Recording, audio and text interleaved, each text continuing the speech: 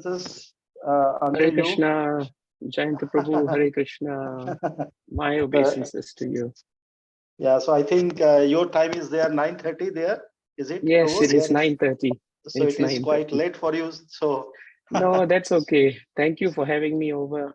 And I'm very happy to meet the devotees today who are on the call. Hare Krishna and the to all best of part you. is that tomorrow is Nityananda Trayodasi, the appearance of Yeah. Lord Nityananda. And today the chapter, actually the coincidence is Glories of Lord Nityananda Balarama. What Exactly. a mercy, Prabhuji. It's really Nityananda Prabhu's mercy. I did not know. I thought you planned it. But Krishna No, has his own actually plans. chapter wise we are proceeding, Prabhuji. Very nice. So today it Very falls nice. that. And earlier, now your health is okay, Prabhuji? Now you are Yes, okay, yes, yes, I'm better. Thank you so much. And you are Prabhu. coming at Mayapur on 12th, Prabhuji? I come on the 7th early morning. I'll be there, Prabhu. February, this month. No, 7th of February. Yeah, 7th. Next Tuesday, I will be there already in Mayapur. Oh, excellent, Krishna excellent. So we'll meet. Well, we'll meet. I hope to meet all of you there also. Yes, yes. Thank you so much, Prabhuji. And Vishnu Prabhuji I is see here some from familiar Vancouver. faces here also. Hare Krishna. Yes, Prabhu. You were saying, Vishnu Prabhu, you're from Vancouver, huh? Hare Krishna. Yes, Prabhuji. Dandavad Pranam, Hare Krishna. Dandavad. Radha Govinda Mataji, Hare Krishna. Hare Happy Krishna, to see you too. I just wanted to say that also Savitri Mataji is online. She is my mentor here in Mayapur. She's just here. I'm Oh, so nice. Savita Thank you. Bhattacharya, she is amazing Bhagavatam speaker, and I'm happy to see her also online. Devakinandan Prabhu, I wanted to introduce you to her sometime. Thank you so much. Thank you so much. I also know Manohar Krishna Prabhu here. He is from Minneapolis in the US, so he's joining us today also. So thank you for joining us. Thank you. Dandavats. So Prabhu, with your permission, I should just start then, Prabhu? Yeah, so Vishnu Prabhu just introduced a few lines about yourself. Vishnu Prabhu, please start and give the brief introduction. Vishnu Prabhu. Sure, Prabhuji. So we welcome everyone for today's lecture. The topic is the glories of Lord Nityananda Balaram from Adi Leela of Sri Caitanya Caritamrta. And the speaker is His Grace Devakinandan Prabhu. His Grace Devakinandan Prabhu is a disciple of His Holiness Mahavishnu Gosvami Maharaj. He was introduced to Krishna consciousness in 1983 in Singapore to Srila Prabhupada's Srimad Bhagavatam, and he has been studying and speaking on Bhagavatam for some years now. He is the Zonal Supervisor for Preaching and Devotional Activities in Singapore and is a Global GBC and General Legal Counsel for Iskcon worldwide. He relishes the association of devotees and is very happy to be here in our association. Once again, we extend a heart and warm welcome to Devakinandan Prabhu, and we are very happy to receive you, Prabhu. So please accept our humble obeisances, and we request you to go ahead. Yeah, thank you. All glories to Sri Mayapur. Hare Krishna.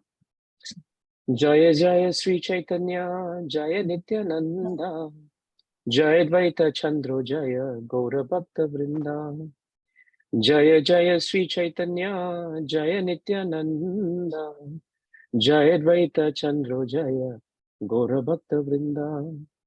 Jaya Jaya Sri Caitanya, Jaya Nityananda, Jaya Dvaita Chandro Jaya Gaura Bhakta Vrinda.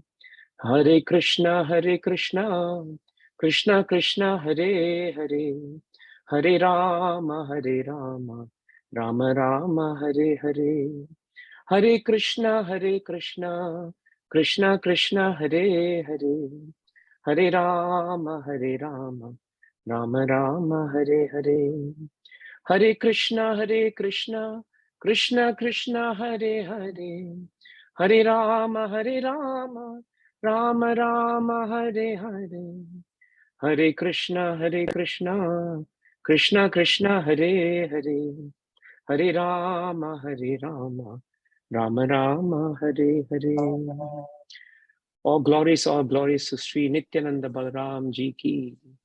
Jai. It is stated so nicely in Srimad Bhagavatam that anything that happens in the lives of devotees, they are never accident. It is always the Lord's arrangement. Krishna's hand is in everything.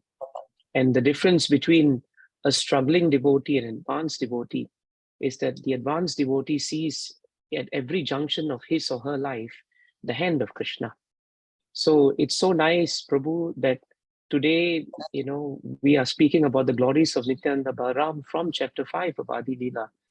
And it is the Lord's arrangement that tomorrow is his appearance, actually. So this Yes, is Prabhu. really, I feel this is Nityananda Prabhu's mercy on this congregation, that he's reciprocating so nicely based on your sincere efforts to come together. This entire chapter is known as the glories of Lord Nityananda Balaram. It is in chapter 5, Adi Leela, Caitanya caritamrta. Krishnadas Kaviraj Maharaj writes very beautifully, very important points about Lord Nityananda. We have heard so many glories and pastimes of Lord Nityananda for so many years in Iskcon. But sometimes we forget that in the chapter 5 of Adi Leela, the glories of Lord Balaram and Lord Nityananda, they extend very deep into areas that sometimes as devotees, we may ourselves not be very cognizant of. And that's why I applaud the efforts of this group to study Caitanya Charitamrita so carefully and in such a detailed fashion. Why is a chapter entitled The Glories of the Lord so important? Because one of the most important services that devotees can do in Krishna consciousness is actually to properly glorify the Lord. Glorification of the Lord is actually a very important devotional activity. And we should be very careful not to mistake that glorification of the Lord is actually not a service. It's one of the highest services to be able to just glorify the Lord. This is not spoken speculatively. In the 12th canto of Srimad Bhagavatam, 12th chapter, the 48th shloka, Shukadev Goswami says very nicely and emphatically to Parikshit Maharaj about this point. So it's a good way for us, before we dive into the chapter, to understand the importance of glorifying Krishna and the importance of glorifying Lord Balaram. In that shloka of 12:12:48, it is nicely stated by Shukadev Goswami, Sankirtyamano Bhagavan Anantaha Shrutanubhavo Vyasanam hi pumsam Pravishya chittam Vidunoti ashesham Yata tamo arko abram ivati vataha.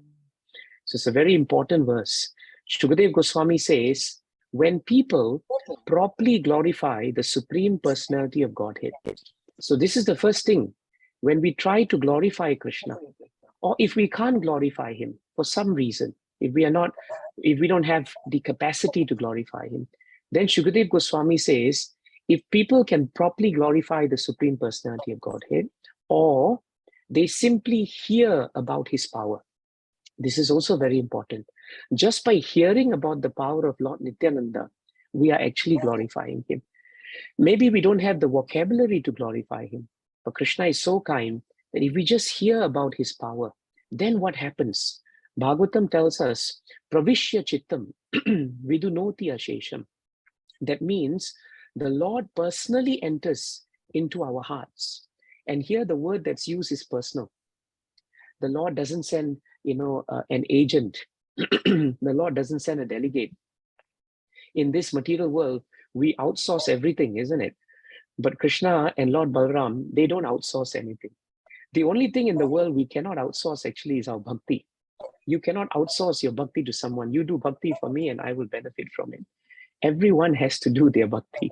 So here it is nicely stated that Krishna personally will enter into the heart of every single entity who properly glorifies him or simply hears about his power. And when Krishna enters their heart, what does he do? He cleanses away all traces of misfortune. So nice. Krishna is like Lord Nityananda, Lord Balaram especially, and Nityananda Prabhu. They are like the transcendental vacuum cleaners in our hearts. They are so kind that they don't wait for us to clean our hearts. Just by hearing about them, trying to glorify them, Bhagavatam assures us that they will enter our hearts and they will clean all traces of misfortune. Someone may ask, what is misfortune? Misfortune in Bhagavatam is very simple. It simply means you have an opportunity to hear and glorify Krishna, but you don't take it. That is our greatest misfortune. All of you have given so much of your time at 7 p.m. in India and wherever else you are in the world. I think it's early even in the US and in Canada, I believe. But the point is, you have invested your time to be with Krishna. And because of that, that misfortune is removed from your heart.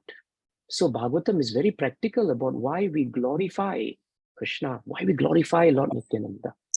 And Shukadeva Goswami ends very nicely by saying that just like the sun removes darkness, and just like powerful winds will drive away the clouds, the Supreme Lord, through the form of hearing about him and glorifying him, he will remove the traces of misfortune in our heart.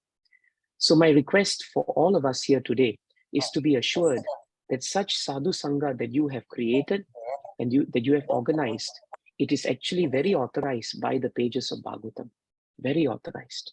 So this is a very important point. This chapter, chapter 5, is actually a very long chapter, 200 over texts actually, but it chiefly is devoted to describing the essential nature and glories of Nityananda Prabhu. Srila Prabhupada writes, in the purports of this chapter in the beginning, that Krishna is the Supreme Personality of Godhead. But the most important point we should understand about Lord Balaram Nityananda is that Krishna's first expansion in the form of pastimes is actually Sri Balaramji and Nityananda Prabhu. It's very important. So in the first shloka of Adi Leela, it is very nicely stated there by Krishnadas Kaviraj Maharaj. Let me offer my obeisances to Lord Nityananda, the Supreme Personality of Godhead, whose opulence is wonderful and unlimited. Then Krishnadas Kaviraj Goswami says something very important in this shloka. He says, by his will, by Nityananda's will, even a fool can understand his identity. This is the mercy of Lord Nityananda, that even if we possess no qualification in this world, even if we are first-class fools, but if Lord Nityananda's will is there, he will give us the capacity to understand him. So from this, we can understand the mercy and the glory of Nityananda Prabhu. This is the first point we should understand. That actually, by Shastra, no one can approach the Supreme Lord with any material qualification. You know that. And frankly speaking, no one can even know the glories of Lord Nityananda Ram unless he freely chooses to give someone his mercy. Yet he's so kind that even an unqualified person with no material qualification can come to understand him. If you read Bhagavatam, you'll find in some purports, Srila Prabhupada quotes a very important shloka from the Mundaka Upanishad and Kathopanishad. There he says, Nayam Atma Pravachanena Labhya, Na Medaya Na Bahuna Shrutena, Yam Evaisha Vrinute Tena Labhyas, Tasyeva Atma Vivrinute Tanum Swam. This shloka means that the Supreme Lord is not obtained by expert explanation. He is not obtained by vast intelligence. Not even is he obtained by much hearing. He is obtained by one who he himself chooses. To such a person, he will manifest his own form. So in other words, it's very difficult if Krishna's will or Lord Nityananda's will is not there.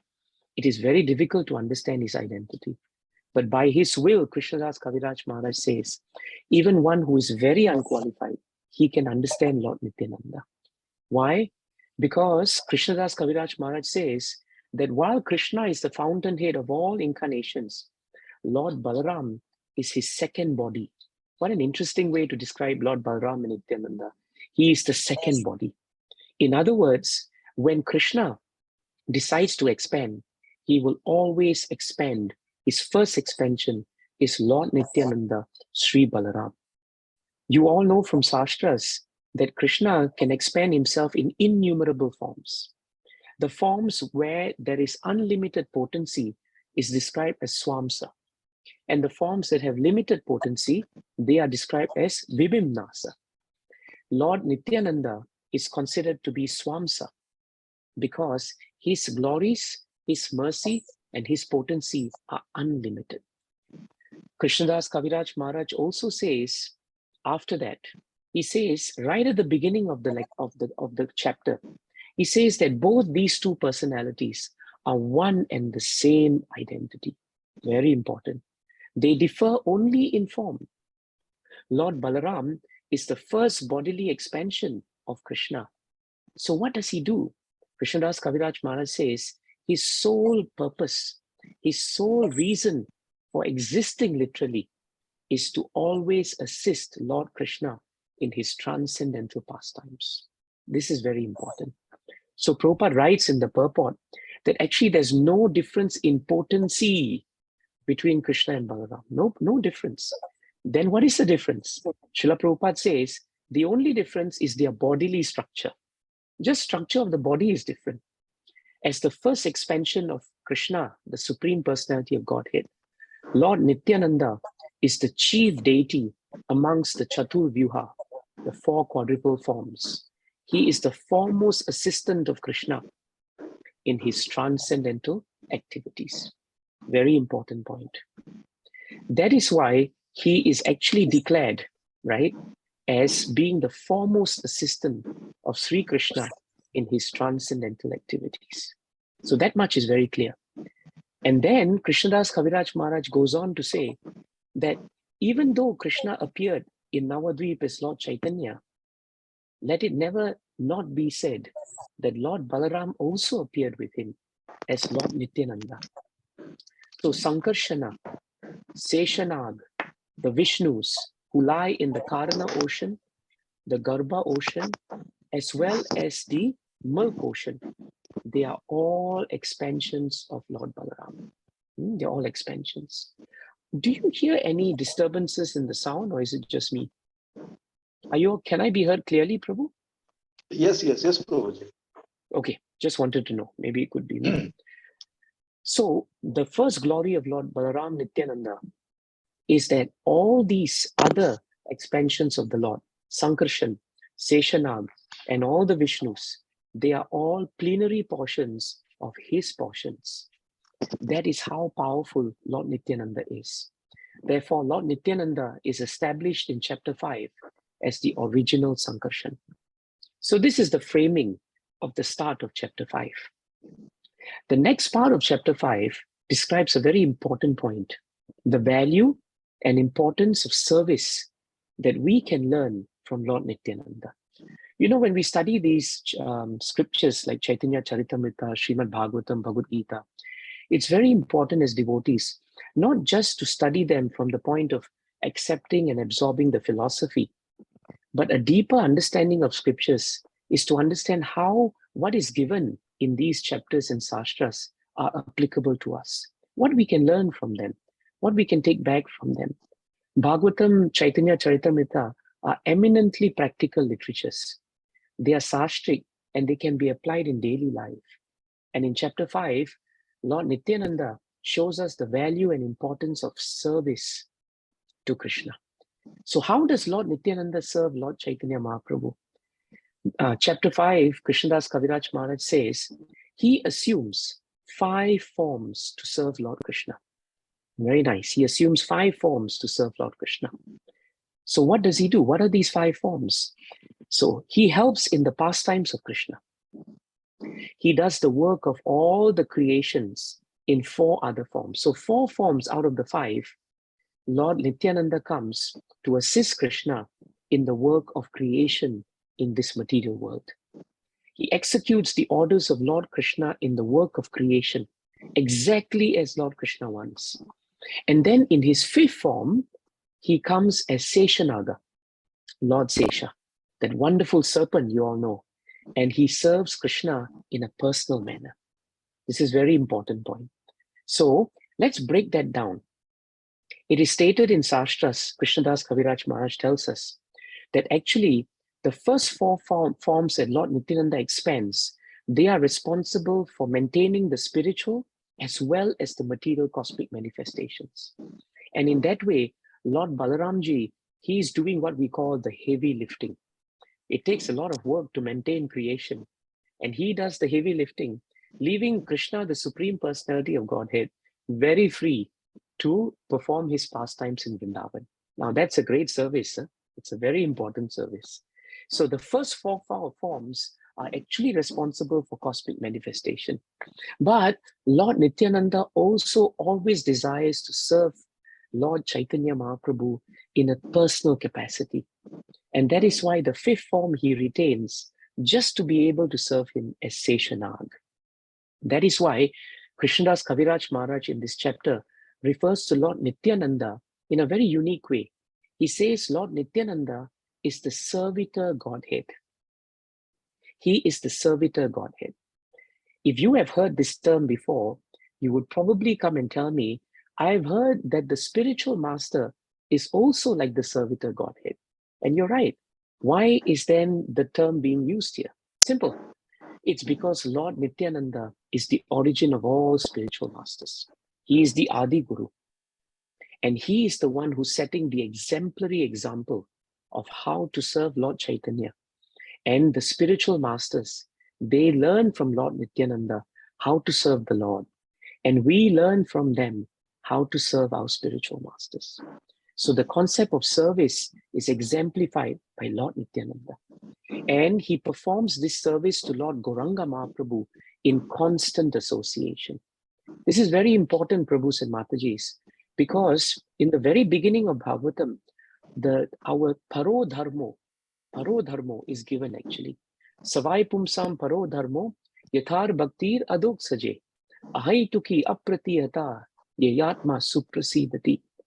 You all know the shloka from the first canto, second chapter of Bhagavatam. And there it is very nicely stated and declared by Bhagavatam that actually the supreme occupation of humanity is to render loving devotional service to Adoksaja, Krishna. This devotional service must be rendered in a certain way. Ahaituki apratihata. It must be uninterrupted, but for it to be uninterrupted, it must be unmotivated. So Lord Nityananda Balaram shows us how through his constant service to Krishna and Chaitanya Mahaprabhu, his service is constant because he has no other motivation except to assist Krishna in his pastimes. This mood of assisting the Lord in pastimes is very nicely stated in Shastras as nirapeksham. Nirapeksham means that the devotees of the Lord, they have nothing else in their heart but to serve Krishna. So actually, Nityananda Prabhu, chapter 5 tells us, he tastes the transcendental bliss always. He's always transcendently blissful. Whenever we have seen any drawings, paintings, and pastimes of Lord Nityananda Ram, you find that he's always in a blissful state of affairs. He roars like a lion in ecstasy. Even in his transcendental anger, he's experiencing bliss. Why is he so blissful? Because Krishnadas Kaviraj Maharaj says, because he's constantly serving Krishna in the ahaituki apratihata mood. Now that's an important lesson for all of us. If we really want to derive happiness and bliss and satisfaction in our spiritual life, we must learn from Lord Nityananda how to serve Krishna, how to serve Lord Gauranga Mahaprabhu. And this principle is also stated in Bhagavatam. In the first canto, third chapter, 38 shloka of Srimad Bhagavatam, Shukadev Goswami tells us this important science. Save dadatu padavim parasya duranta viryasya prathangapane yomayaya santataya anuvritya bhajet tatpada saroja gandham. Beautiful shloka. And there Shukadev Goswami says, only those who render unreserved and uninterrupted and favorable service. And all these three are exemplified by Nityananda Balaram. His service is uninterrupted. His service is unreserved. When you perform devotional service to the Lord in an unreserved fashion, that means you are really surrendered. Simple example is you take a train in India. You all would know that better than me. You have two ways to jump on a train, isn't it? You can either take reservation, then at least you know you have some place to sit. Or you can be adventurous and jump on a train without reservation. I remember going on travels like this with my Guru Maharaj, and he would say that, Devki, when you get on a train without reservation, you have to fully surrender to Krishna. Because only if Krishna and Lord Balaram are merciful, you get a place to sit. And because my Guru Maharaj was much elderly, whenever I accompanied him, everybody would give way for sadhu to sit, but nobody would give way for me to sit. So the point is that if we are unreserved in our devotional service, that means we do it for the pleasure of the Lord and the devotees, and that itself is sufficient. Then yayatma suprasidati, then our atma becomes peaceful. So if we are in a stage of our devotional service where we find we are restless, or sometimes, we are anxious, or sometimes we're distracted, then we must introspect ourselves. Is my devotional service motivated? Or is it only that I want to do it to please Krishna, to please Lord Nityananda, and to please my spiritual master and the Vaishnavas? To that extent, we will become satisfied. And this is a very nice point that Lord Nityananda is showing us, because he's eternally the companion to Lord Gaura Sundara. Now we understand the mood of his service. Now, let's look at the chapter tells us to look more closely. Krishnadas Kaviraj Maharaj breaks down Lord Nityananda's service. And so we should do what he's doing. At the beginning, Krishnadas Kaviraj Maharaj says that the spiritual sky and all the creations, they are all emanating from Lord Nityananda. How does he say that? He says that Shastras tell us that this material nature lies, right, in the realm where beyond the material nature, there is what we call the spiritual sky. It is known as Parovyoma. And like Lord Krishna himself, this spiritual sky possesses all transcendental attributes. Now you have Vaikuntha planets, and the Vaikuntha planets are all pervading, they are infinite and they are supreme. And that is the residence of Lord Krishna and all the incarnations. In the highest part of the spiritual sky, then there are three wonderful regions in the planet of Krishna Loka. And that three divisions, Krishnadas Kaviraj Maharaj tells us, are Dwarka, Mathura, and Gokula. Sri Gokul is the highest of all, and it is called Vraja, Goloka, and even Vrindavan. Lord Krishna will manifest his own form in Mathura and Dwarka, and he enjoys pastimes in various ways by expanding into the quadruple forms. Now, the important thing here is, in the quadruple form of Vasudeva, Sankarshana, Pradyumna, and Aniruddha, of all of them in the Vaikuntha planets, it is Sankarshan that comes as the first manifestation from Nityananda. And Sankarshan is there, and through Sankarshan, Narayana is manifested. And Narayana is actually known in this material world as Mahavishnu or Karanodakashaya Vishnu. So you can see by Krishnadas Kaviraj's description how important a service Lord Nityananda actually plays. Because from him, he is the fountainhead, right, of the manifestations of Lord in this part of the world. And so it is stated very nicely that Sankarshan of the four, Sankarshan is transcendental pure goodness. And he is a partial expansion of Nityananda Balaram. Now from Nityananda Balaram comes Sankarshan. And from Sankarshan comes Karanodakashaya Vishnu. So Karanodakashaya Vishnu is the plenary portion of the Lord. And he's lying in the Karana ocean. This ocean, where is it? This ocean is just outside the Vaikuntha planets. From the Vaikuntha planets, you will have the impersonal Brahman effulgence. Beyond the impersonal Brahman effulgence is the causal ocean, known as the Karana ocean. It is a mass of water that is endless, unfathomable, and unlimited.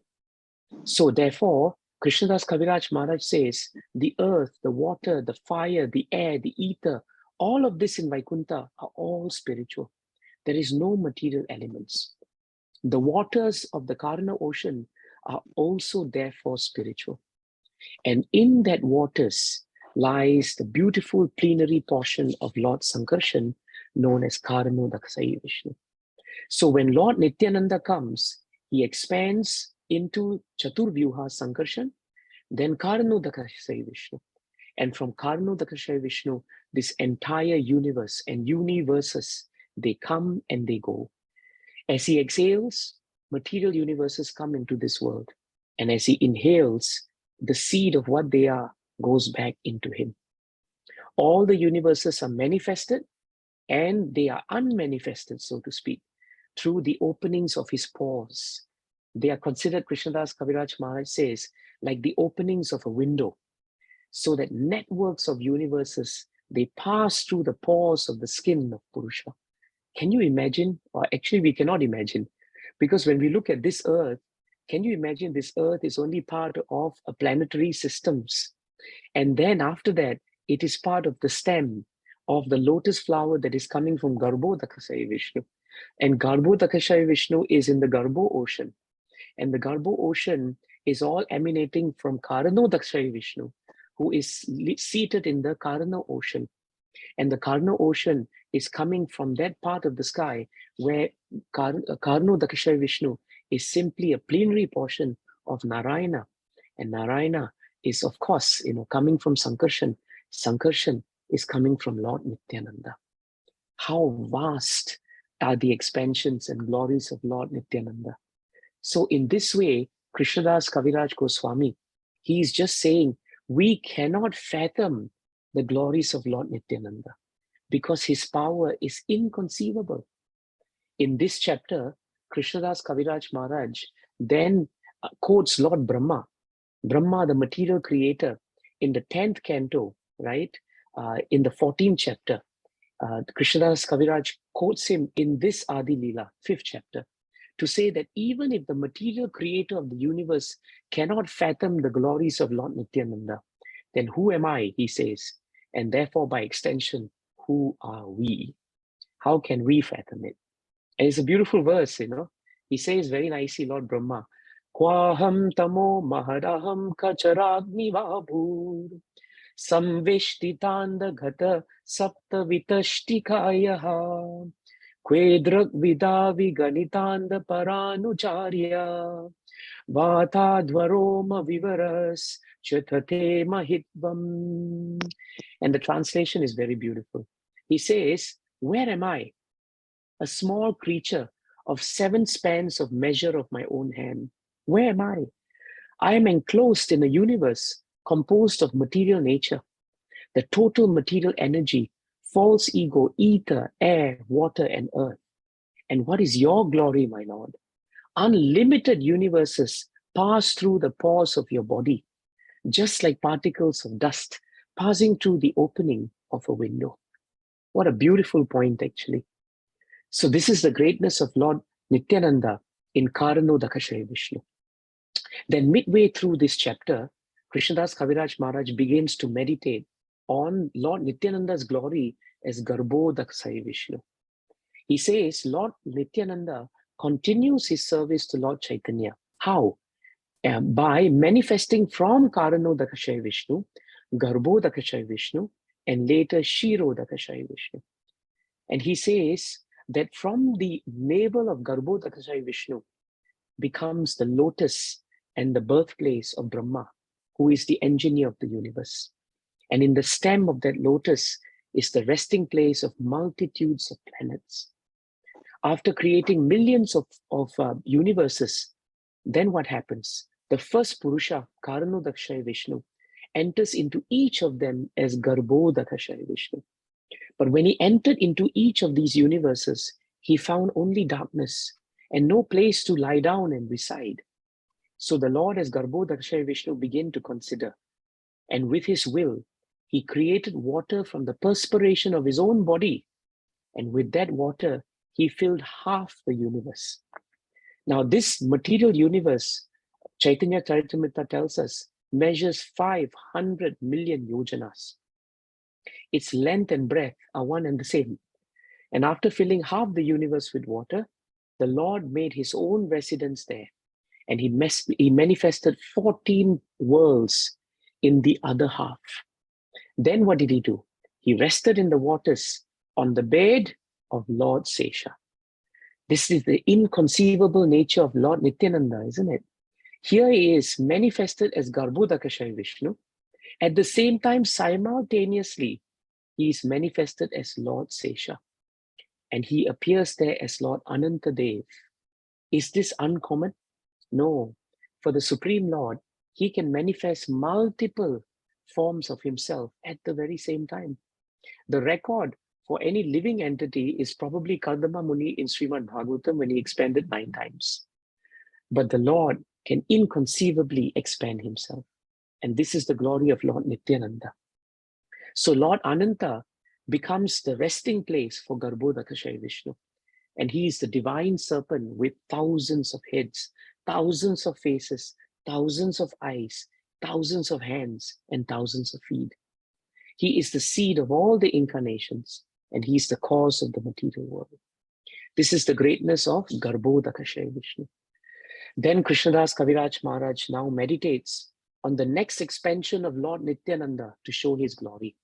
He says, after Garbhodakashayi Vishnu is manifested from Karanodakashayi Vishnu, which is manifested from Sankarshan, which is manifested from Lord Nityananda, now Garbhodakashayi Vishnu manifests another form. And this form is Kshirodakashayi Vishnu. And he becomes the super soul of all the entities and the maintainer of all the universes. So all the planets rest in the stems, and in these planets, amongst these planets, Caitanya Charitamrta tells us there are 7 oceans. And in one part of that universe is the ocean of milk. And that is where Swetadweep, the ocean of milk, is. And that is where Kshirodakashayi Vishnu resides. And in that form, Lord Nityananda maintains this material world. He is Hriddhi Sannivishta. He is in the heart of everyone. He is the maintainer of all of us. And he is the silent witness of all of us, actually. Whenever the devatas are in trouble in this material world, and they are in trouble many times, if you read Bhagavatam, they will come to the shores of Swetadweep and they will offer their prayers to him. And Lord Balaram, Lord Nityananda, so mercifully will hear their prayers. And he then descends to maintain the material world millennium after millennium. So now we come to understand just how deeply connected is Lord Nityananda in the affairs of this material world. He's maintaining it. He's sustaining the creation. And he is the person that we can go to for mercy. And this Vishnu, Kshirodakashayi Vishnu, Krishnadas Kaviraj Maharaj says, is a part of a plenary portion of Lord Nityananda, who is the source of all incarnations. So we actually looked, right, at all these different forms, Sankarshan, and then the 3 Vishnus. So these are the 4 forms by which Lord Nityananda manifests his glorious service of assisting Lord Chaitanya Mahaprabhu. So not only did he assist Chaitanya Mahaprabhu in Chaitanya Leela, but consistently, even as we are speaking now, Prabhus and Matajis, who is maintaining this universe? Who is letting universes come and universes go? It is the expansions of Lord Nityananda. That is amazing. And now we come to the 5th and last form that he takes to serve Krishna. And what does he do in this form? In this form, he is known as Anantasesh. And Krishnadas Kaviraj Maharaj tells that same Vishnu, in the form of Lord Sesha, who is really the expansion of Lord Balaram and Nityananda, he holds actually all the planets on his head. That is how powerful Anantasesh is. And when he holds all the planets on his head, Krishnadas Kaviraj Maharaj says, he cannot even feel these planets on his hoods. Why? Because he's so powerful. It is stated that this entire planets, all these planets, right, they are just like a feather, literally like, no. In fact, the word Krishnadas Kaviraj Maharaj used is that they are just like a mustard seed on one of the hoods of Lord Anantadev. That's how powerful Lord Nityananda is actually, like a mustard seed. So Anantasesha is expanded from Lord Nityananda to only do one thing. He knows nothing but service to Krishna. The life and soul of Nityananda is to serve Chaitanya Mahaprabhu. And in that way, he is teaching all of us that the life and soul of every one of us in this meeting today should actually be to serve Krishna, to serve our spiritual masters, to serve Srila Prabhupada, and to serve the Vaishnavas. In that way, that becomes the life and soul of all of us. So that's a very important point. Anantasesh, Krishnadas Kaviraj Maharaj says that with his thousands of mouths, he not only is the resting place for the Lord when he's resting, But Lord Anantasesh uses thousands of his mouth to sing glories of Krishna. And even though he's singing all the time the glories of Krishna, he does not find an end to the bliss that he's deriving. He doesn't find an end to the qualities of the Lord. Krishnadas Kaviraj Maharaj also tells us that the 4 Sanat Kumaras, they heard Srimad Bhagavatam from the lips of Anantasesh, and they in turn repeat it in transcendental bliss of love of Godhead. So Anantasesh not only serves by becoming the resting place for the Lord, but he also serves by assuming many different forms. What other forms does Anantasesh, Lord Nityananda, assumes? Krishnadas Kaviraj Maharaj gives us a few. The umbrella to give shelter to the Lord. The slippers of the Lord are expansions of Lord Nityananda. The bedding for the Lord and the pillow for the Lord, the garments of the Lord, the resting chair of the Lord, the residence of the Lord, the sacred thread that the Lord wears, and even the throne that he sits on.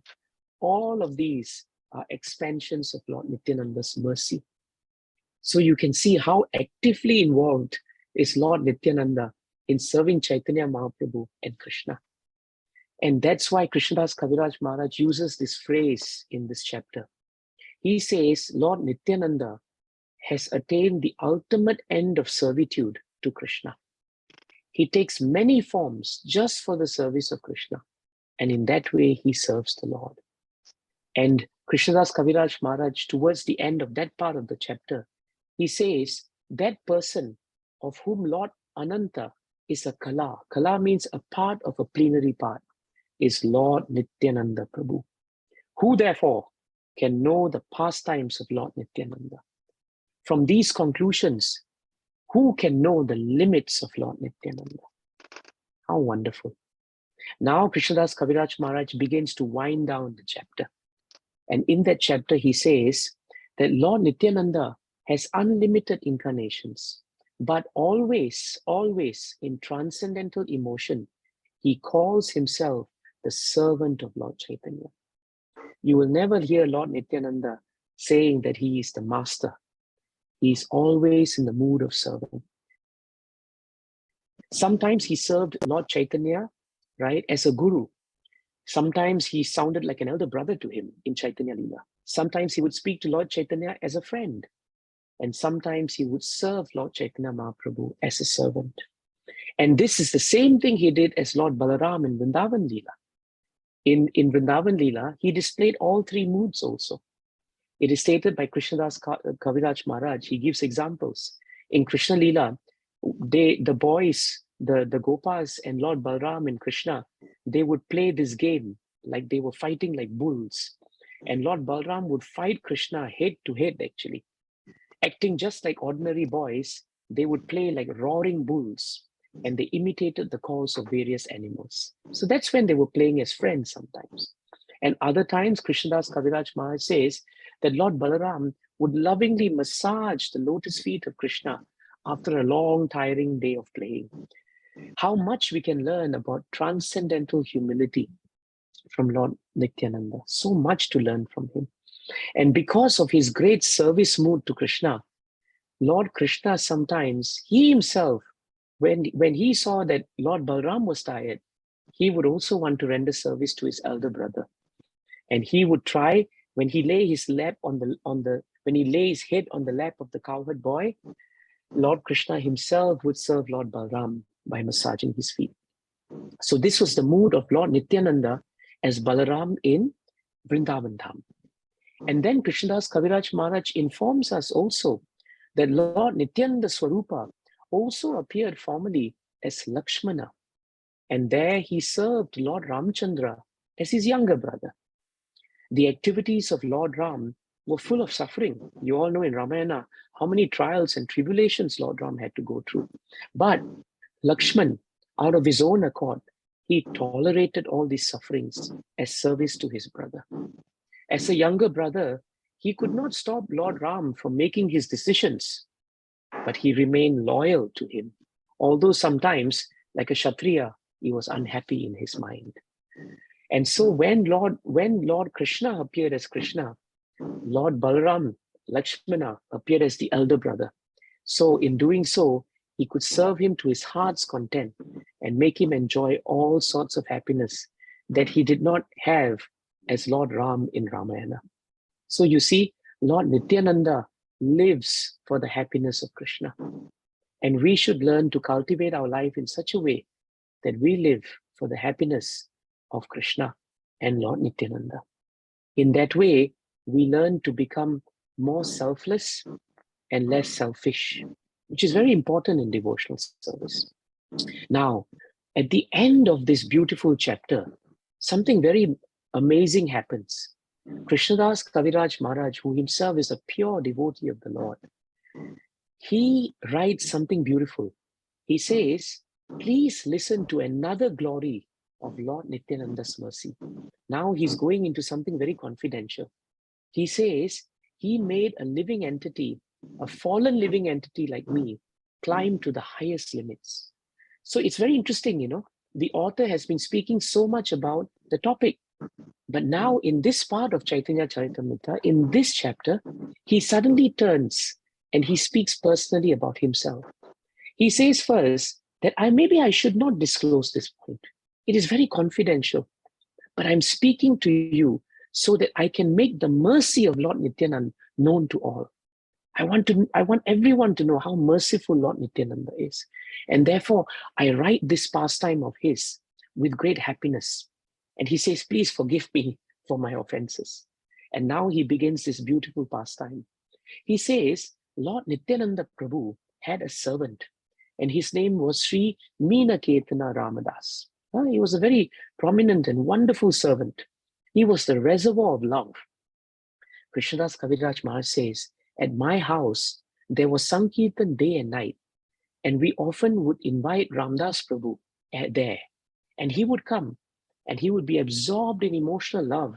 Imagine being the servant of Nityananda. What would you be absorbed in, actually? So he would sit in the courtyard of Krishnadas Kaviraj Maharaj, and all the Vaishnavas would bow down at his feet.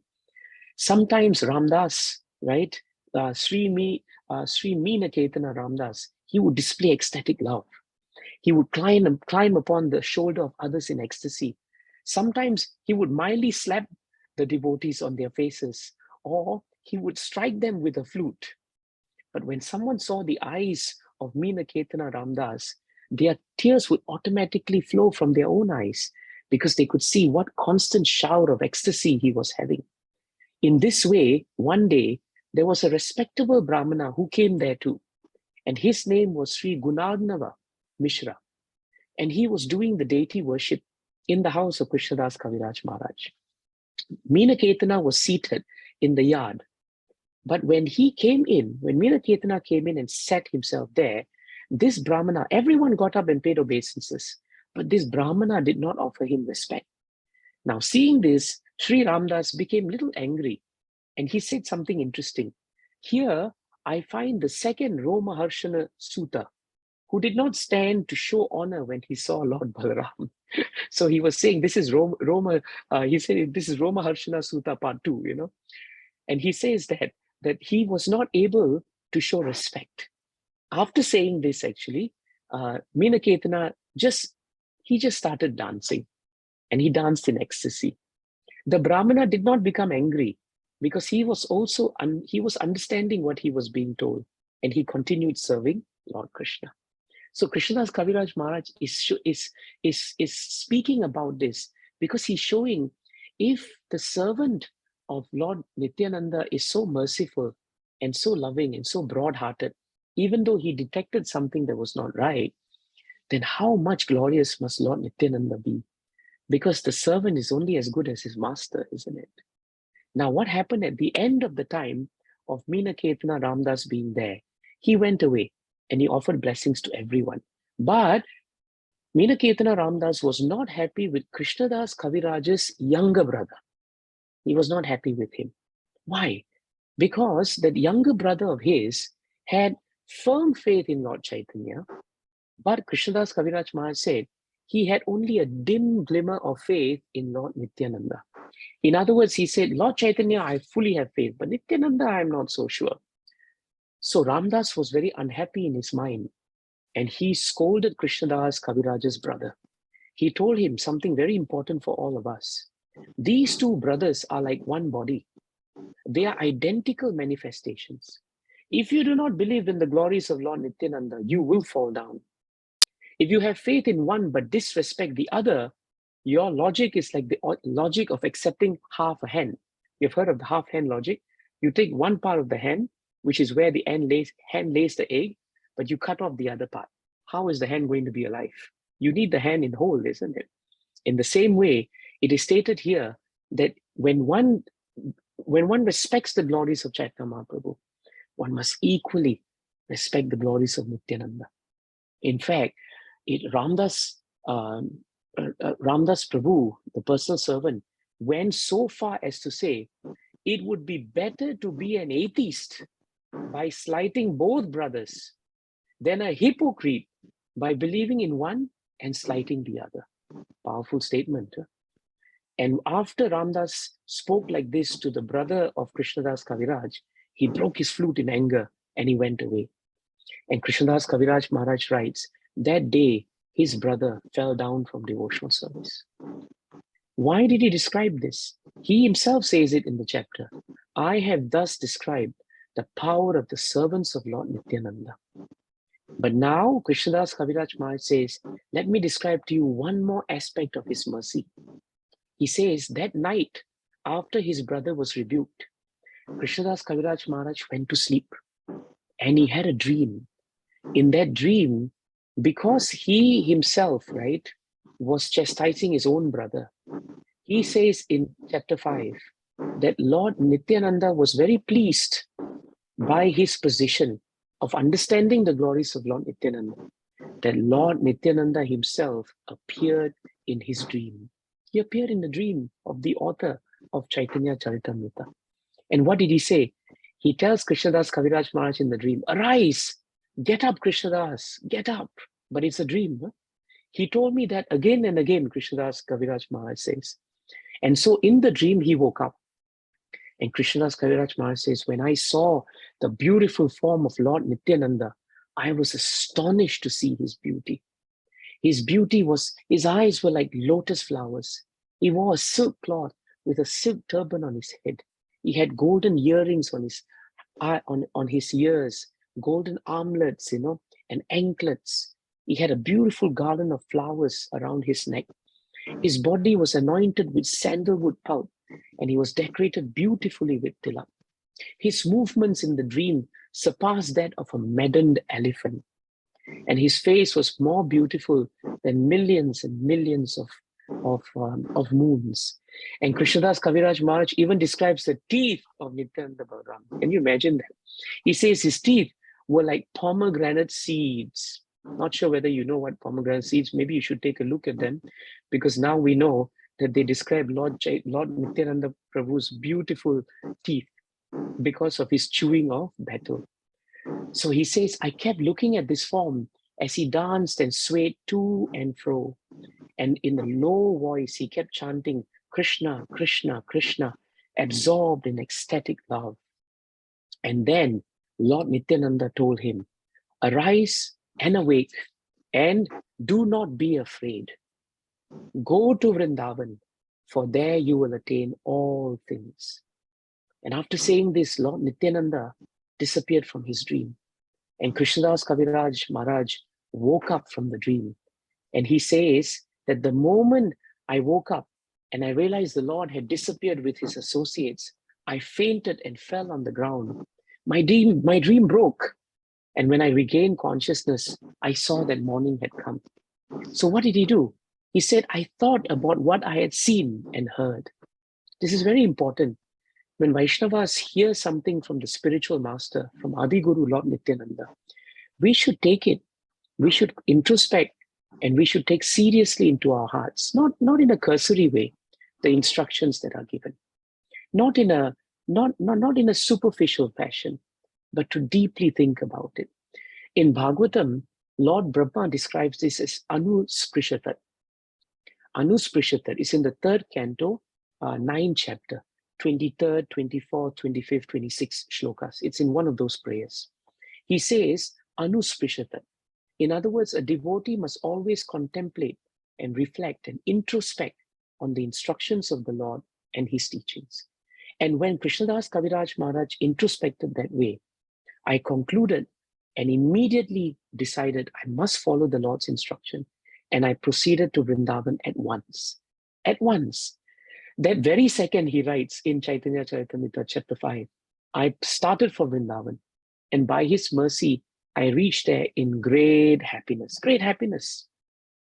Why is this point towards the end of the chapter so important? It's so important because Lord Nityananda's mercy is his instructions. This is a very important point. Sometimes we go around and we say, Lord, give me mercy, give me mercy, give me mercy. What do we mean by that? The mercy of the Lord is manifested in his instructions. And his instructions are found in Caitanya Charitamrita, in Srimad Bhagavatam, in Srimad Bhagavad Gita. His instructions are found in his pure devotees, Srila Prabhupada's purports, our spiritual masters. Do you know, when you have time, read the purport of 11th chapter, 34th shloka of Bhagavad Gita. In the purport, Srila Prabhupada says, the Lord always has a plan for everyone. But sometimes we may not know the plan of the Lord. However, the plan of his devotees are as good as his plan. So if we learn to take shelter of Adi Guru Nityananda Ram through the agency of our spiritual masters in Srila Prabhupada as Siksha and Diksha, then their plans will be revealed as the plans of Lord Nityananda, because he is Adi Guru. And as long as we have Guru Sadhu Sastra, and it is coming in Parampara, this is how Lord Nityananda's mercy prevails. Very, very important point. When you have time, look at 3:24:13 of Srimad Bhagavatam. Because in that purport, Prabhupada says, he quotes Vishwanath Chakravarti Thakur, who says, as a man cannot separate his life from his body, a disciple, a devotee, cannot separate the order of the spiritual master from his life. So we should not separate the order of Lord Nityananda from his mercy and from his glories, because his order is his mercy and his mercy is his glory. This is very important. And so Krishnadas Kaviraj Maharaj ends the chapter. How does he end it? He ends it by saying, because of the mercy of Nityananda Balaram, who came in my dream and told me to go to Vrindavan, all glories to him, because by his mercy, I attained the shelter of Rupa Goswami. I attained the shelter of Sanatan Goswami. And I attained the mercy of the great personality of Raghunath Das Goswami. I attained the refuge of his secretary, Sri Swarupa Damodar. And by their mercies, I learned the final conclusions of devotional service. By their mercy, I could see Radha Govinda, Radha Madan Mohan. Who in this world but Nityananda Ram can show such mercy to such an abominable person like me? Can you imagine? Krishnadas Kaviraj Maharaj is saying he's abominable. He says he's so abominable that anyone who hears my name will lose the results of their pious activities. This is amazing humility. He says, if you hear my name, you will lose the results of your pious activities. But his humility is really his ornament. It is his most outstanding ornament. And this humility of Krishnadas Kaviraj Maharaj in chapter 5 teaches us a very important point, that if we want to receive the mercy of the Lord, which is always there, Lord Nityananda is equal to all. He delivered one and all. He continues to deliver one and all. Jagai and Madai may have been the most fallen of fallen, but Lord Nityananda reigned like a merciful rain that rains everywhere. He was prepared to always show mercy to the most greatest of souls and to the most fallen of entities. It did not matter to him that he was hit in the head. It did not matter to him that these two drunkards were chasing after him and Advaita Acharya and they had to run away the first time. But in his mercy, he was praying that somehow or another, these two persons would revive the original bliss of serving Lord Chaitanya Mahaprabhu. And the greatness of Nityananda Prabhu is not just the mercy he gave to Jagai and Madai, but also his motivation. In one part of that pastime, Lord Nityananda Prabhu is thinking that if I can actually transform these two personalities and bring them to the lotus feet of Lord Chaitanya Mahaprabhu, then the fame of Lord Chaitanya Mahaprabhu will be far and wide. So you see, Lord Nityananda Ram is not only wanting to bring souls to the lotus feet of Lord Chaitanya, but he wants to increase the mercy and the fame of the Lord to everyone in the world. This is the mood of a devotee. There is not a trace of envy, and that is something we should learn. When we see others doing nice devotional service, the usual tendency in material world is we don't like to see others doing very well. We become envious of them. Of course, we'll say, Prabhu, you sing very well. But in our hearts, we may think, no, I sing better than you. In that way, we may be subtly envious of people.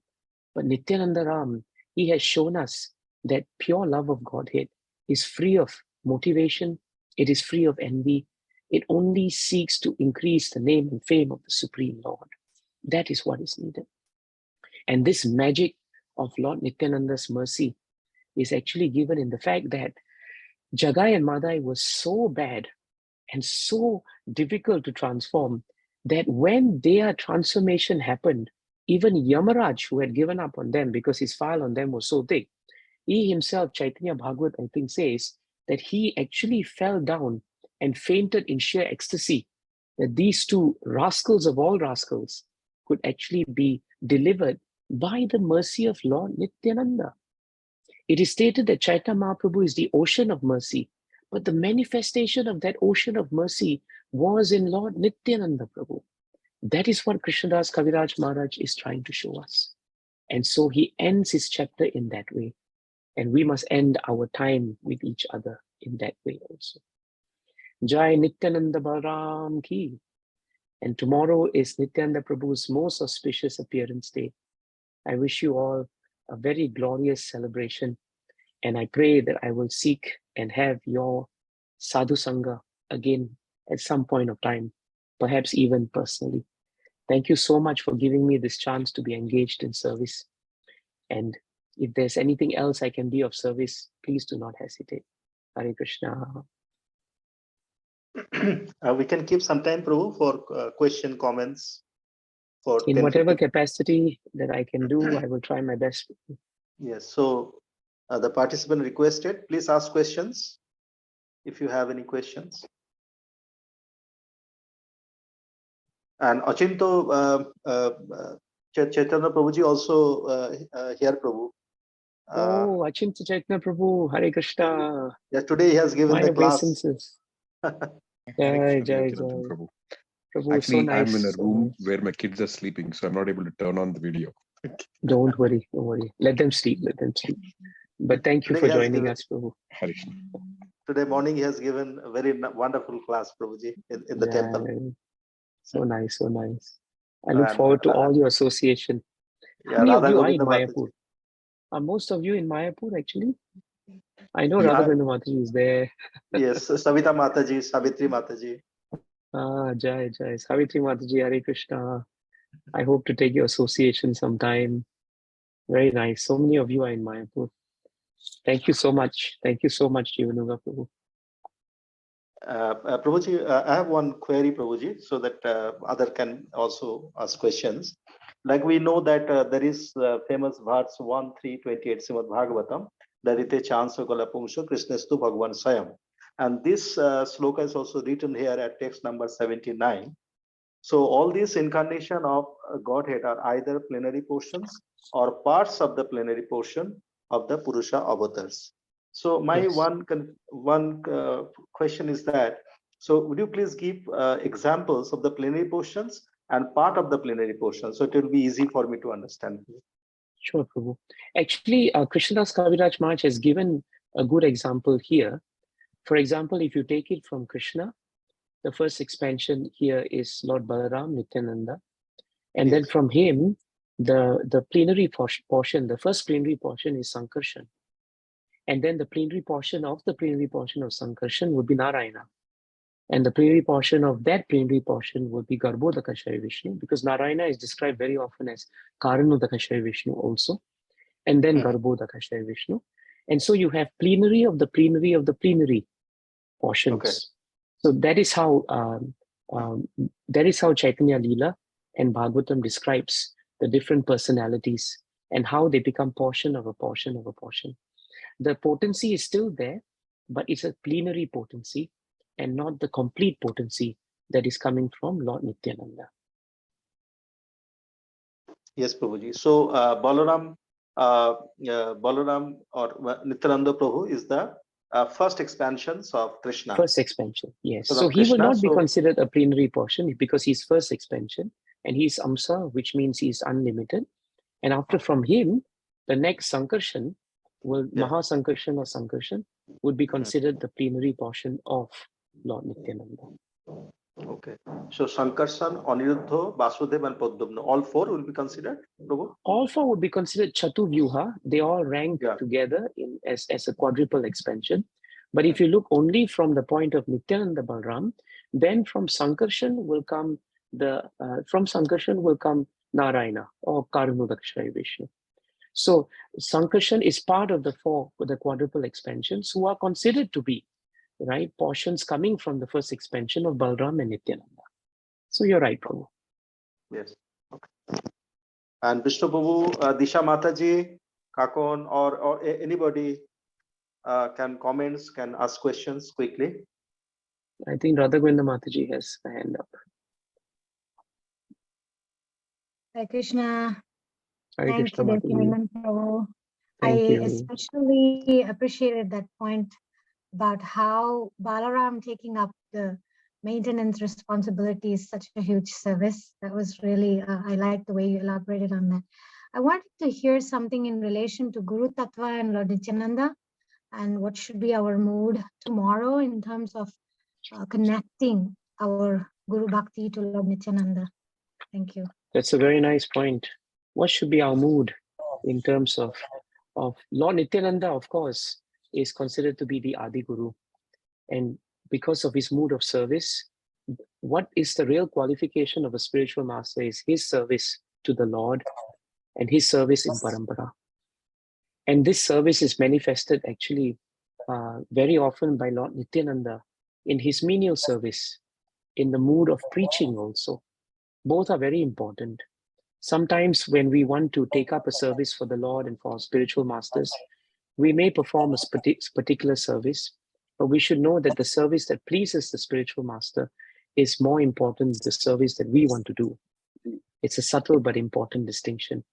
Lord Nityananda never gives a wish list to Lord Balaram or Lord Krishna that I like these kind of services and I'll do them only. He's prepared to do any service.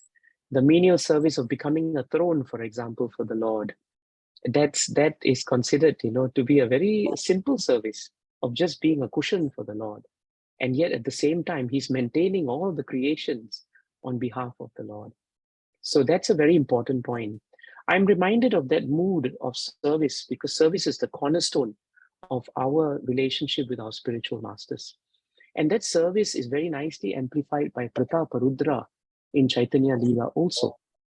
Because you remember the pastime and you will know that what defined Prataparudra's determination to serve the lotus feet of Lord Chaitanya Mahaprabhu was his uninterrupted and unmotivated desire and determination. And that should be the mood in which we approach our spiritual masters. In the same mood that we approach Krishna, there should not be any material motive in our heart. The motive should only be to serve the spiritual master to his satisfaction. And therefore, we must strictly follow his instructions. So that's a very important service. But at the same time, Prataparudra, despite trying so hard, could not melt Mahaprabhu's heart. Even though there was the initial plea from Nityananda Prabhu, there was Sarvabhauma Bhattacharya, there was Ramananda Rai, and they were all trying. Mahaprabhu was hesitant to associate with the king for reasons he had stated. But at the time of Rath Yatra, when Mahaprabhu saw the king taking a broom and very lovingly sweeping the floor in front of the Lord, that's when Prabhupada writes in the purport, that is when Mahaprabhu's heart became attracted to Prataparudra because of his service. And so a mood of service which is tinted with humility, which is tinted without the need for fame and name, which is not having that mood that when I do a service, I must be identified, I must be recognized, I must be appreciated. That was not the mood of Prataparudra. Today, when we go for Rath Yatra, there's that broom and you're a VIP and you may sweep. But Prabhupada writes there in the purport that was the very nice mood of the king, because the kings would never do that. They would never do that. And so that melted Mahaprabhu's heart. And then when he did that, that through the intercession of devotees, he gathered a chance in the grove to actually massage the lotus feet of Mahaprabhu. And how did he do that? In coming in such simple clothes. In other words, material designation is very often a barrier in our mood of serving the spiritual master. Sometimes our material designation is such that we feel subtle pride that we come from a certain background, we have certain education, and therefore we understand what must be done. But Prataparudra shed all that, and he just started singing Gopi Geet. And when he came to Tava Kathamritam, Tapta Jivanam, Kavi Viriditam, Kalmasapaham, Shravana Mangalam, Shri Maratatam, Bhuvi Granantiye, Burida Janaha. That was when the Lord stood up and embraced him. So a combination of these, Mataji, become very important in our service to Krishna. One more verse I can share with you, which exemplifies the mood of Nityananda Prabhu as Adi Guru, is found in 3:24:13 of Srimad Bhagavatam. There, Brahma became very pleased with Kardama Muni's mood of wanting to listen to him. And he says, sons ought to render service to their father exactly to this extent. One should obey the command of his father or spiritual master with due deference, saying, yes, sir. Very nice. Yes, sir. And that's where Prabhupada says, make the instructions of Adi Guru and the spiritual master the life and soul of your existence. I hope that helps. Beautiful. Thank you. I think we have another hand up. Prabhu? Is it Gail? Yeah, it is. Hare Krishna, Prabhu. Hare Krishna. Yes, Hare Krishna. yes. Thank you so much for speaking Thank you, on Mataji. one of my favorite subject matters. Yeah, I have a few clarifications if you have time. One is this term plenary portion. Can you hear me properly? Yes, I can hear you. It's just that my device is not you. I can hear you. Okay, so this term plenary portion, I've heard it described in ways that has left me a little confused. So one way I've heard it described is an expansion of that is equally powerful as Krishna. But then other times it seems like, especially like in this class, it sounds like it means an expansion that has less potency or exhibits less potency. But we should understand, though, that all plenary portions are Vishnu Tattva, right? So what I'm trying to understand is this plenary portion mean, although they are all Krishna, but just portion or expansions of Krishna that exhibit less potency than Krishna. That's a very good point, Machi. Maybe what I would say, all that you say is correct. Perhaps the only thing I can add to what you have said is that generally from my, what little understanding I have, is that when you use the word plenary portion, the way it's stated here, it's probably not so much lesser potency as more focused potency. For example, Lord Nityananda's potency is unlimited, but to fulfill various services to Krishna, he then specifically expands himself and gets into plenary portions which are very specific in their services, like Karno Dakashaya Vishnu, Garbo Dakashaya Vishnu, and Shiro Dakashaya Vishnu, and even Seshanag. So perhaps if we try to see it from that perspective, that they could be focused or different and specific, But they wouldn't be less or more in that sense. You're right, because the Lord by nature is absolute. He is the original candle. And when he lights all other candles derive the same potency. But then at the same time, he is the original candle. And so Nityananda is his first expansion. And therefore, all the 3 points that you raise are actually correct because of the absolute nature of the Lord. Does that help? I think so. So when you say they're specific, it's more like the plenary portions are like mission-based, like they all have a particular mission. Yes. Whereas Yes. whereas we would not call Nityananda Prabhu a plenary portion because he serves in all kinds of missions. Seems like it's just like, not just All one kinds. specific, but like the whole spectrum. So Yes. for that reason, we wouldn't call him plenary. Yes, and you're right, because Krishnadas Kaviraj Maharaj gives so much evidence in this chapter to show that his service is absolutely absolute, if I may use that as the first expansion. Mm-hmm. Thank you, Prabhu. Okay, and then another you. thing was concerning the Chaturvyuha. So after the appearance of Narayan from the first Chaturvyuha, right? From Sankarshan, Sankarshan manifests, expands as Narayan, right? Yes. And then this is where I always get a little fuzzy. So after the expansion of Narayan manifest, then is it from Narayan that the second Chaturvyuha expands? Yes, actually it appears to be so. I have read this in many parts, but the specific one I'm thinking is a purport in Srimad Bhagavatam in the 6th canto, 16th chapter. I don't have it right here, but in the purport, Srila Prabhupada makes it very clear about how from Narayan, the second Chaturvyuha expansions come. So again here, I would say that I would caution our minds, because the way the expansions are coming in our minds tend to be linear, because that's how we can conceive it. And of course, we could get into the technical details of whether it is actually coming from Narayan. But then we must also understand that if Nityananda Ram is the source of all the expansions, then in one sense, they may be coming from Narayan, the second quadruple expansions, but they are ultimately deriving, right, all the authority, strength, and potency from Nityananda as the first expansion. Is that helpful, Matthew? Well, I guess when you say they're not linear, it's because they're all eternally existent, Exactly. maybe. Yes. Like And that. that's why if we try to, in a diagram way, it's easy for us to understand it. But because of the absolute nature of the Lord and his inconceivable potency, we can only perhaps scratch the surface to understand it in a certain way that we can, and then pray to Krishna that he will give us deeper realizations.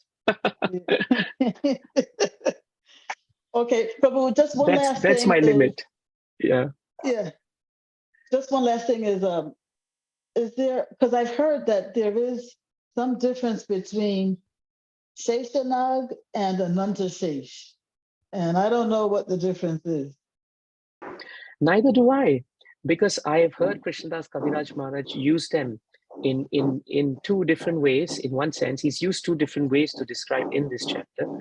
And from what I understand, Seshanag, for example, we tend to understand when we hear about Seshanag, we tend to hear about his ability to actually sustain the universes. But when we use the term Anantasesh, we tend to hear his specific function of being the resting place for the Lord in his form as Garbhodakashaya Vishnu. That's the only difference that I can discern in terms of the differences. And they actually come up in chapter 5 if you read it very carefully, because the description of him as Seshanag is when he has thousands of heads and he's holding the universe as a mustard seed. But then when we talk about his fifth form, and that goes into Seshanag, Anantasesh, then it is his appearance as Sesha but in a blissful form where he's actually providing a resting place as his specific service to the Lord. Oh, resting place. I forget. Did you say that's Sheshanag or Anantasesh? Anantasesh. Sheshanag. Anantasesh. Oh, Anantasesh, actually. See, Yeah. already I've gotten them confused again. But and and so Sheshanag is the one that's holding up the universe, right? Seshanag, yes, that seems to be how it is in chapter 5. But Mataji, I've also sometimes heard Prabhupada, I don't remember the exact purports here, but I've heard sometimes the terms being interchangeable. Again, maybe it's best from our capacity to understand that these are the spectrum of services that the Lord performs in his form as the great serpent. And we have unlimited universes, right? So these Yes. unlimited universes, are they simultaneously being supported by the one Sheshanag, or is there a Sheshanag expansion for each universe? Well, if we go strictly by chapter 5 and the understanding from my limited understanding, it's one Seshanag being able to sustain all universes as they come, as they go, because the Lord as Seshanag is eternal. And on one hood, all these unlimited universes Thousands on of one hoods, hood. thousands of hoods, No, thousands he of has hoods, thousands he of has eyes. thousands of he has thousands of hoods. But remember, there was a statement you made, which I've heard before too, that although he has thousands of hoods, he's maintaining the universes only on one hood. Yeah. So he's able to maintain a universe just on one hood, which means it's just practically inconceivable how he's able to maintain all the universes at the same time. So that's what I'm asking. Is it each universe is resting on a separate hood? Well, if you read exactly what chapter 5 says, it says that an entire universe sits as a mustard seed on one of his hood. If you extrapolate on that, then he can hold several universes because they'll all be like mustard seeds, and his hoods must be very vast. Uh-huh.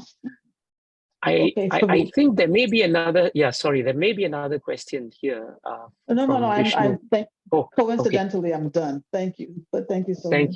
Thank you, Vishnu Prabhu. Hare Krishna Prabhuji, please accept my humble obeisances. There were so many nice points you mentioned in today's lecture. Especially I like the point about the devotee Ramadas who forgave that Brahmana who did not offer obeisances to Nityananda Prabhu. It's very nice. So my today's question is for a new devotee like me who is practicing spiritual life. So how to how to get Nityananda Prabhu's mercy by any practical instructions from your own spiritual journey? So that is my question, Prabhuji. The only practical instruction I can give you, Vishnu Prabhu, is do whatever you're doing now. You are sincere. You are trying to chant your rounds nicely. Please do nice sadhana the way Srila Prabhupada gave us. Sadhana is the cornerstone of attracting the mercy of the Lord. But sadhana alone will not help us, because sadhana also imputes service to the devotees and service to the Lord. So you should have a duster in one hand and Bhagavatam in the other hand. Always prepared to do nice menial service to the devotees, and also constantly studying Srila Prabhupada's books. We should be a worm in the books of Srila Prabhupada. Study every day Srila Prabhupada's books. Have a notebook. If you find some nice points from each shloka, each purport, write it down. That shloka and that line in Srila Prabhupada's purport is meant for you. Krishna and Prabhupada, they are speaking through the books. These books are more alive than anything else. They're more alive than you and me. So if you follow the nice regulative principles and the instructions of Srila Prabhupada, without doubt, these instructions are already the mercy of Lord Nityananda. They already are. Never feel discouraged in your devotional service. Krishna and Lord Nityananda are so kind that no matter how many difficulties and challenges we have, we must always take courage that devotional service is so powerful and Lord Nityananda is so merciful that no matter how many times we make mistakes, pick ourselves up, promise never to repeat them again, and work hard as we can. These are some things that come from the top of my head, Prabhu. Thank you so much, Prabhu. Amazing. Yeah, thank you so much. Thank you. Thank you, Jivanuga Prabhu. Okay, thank you so much, Prabhuji. And we request you to come again and again. And Haribol, 3 times Haribol to you, Prabhuji. And may Lord bless you, Prabhuji. Haribol. Haribol. It's my And- pleasure to be with all of you. Yes, and we'll call you again, Prabhuji, for your Sure. association. Krishna willing, see you all again. Thank you. Have a blessed so much. Nityananda Prabhu appearance day tomorrow. Hare Krishna. Haribol, Haribol, Haribol. Haribol. Glories to Srila Prabhupada.